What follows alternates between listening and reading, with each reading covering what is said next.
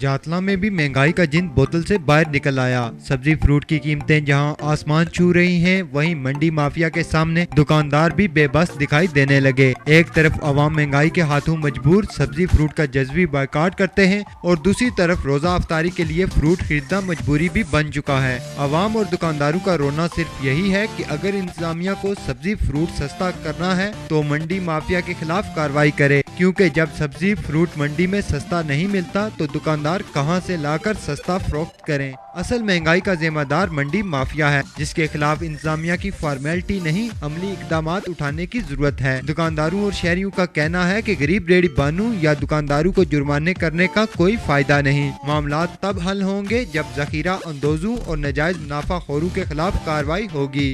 अमानत चौधरी, अदालत न्यूज, जातला।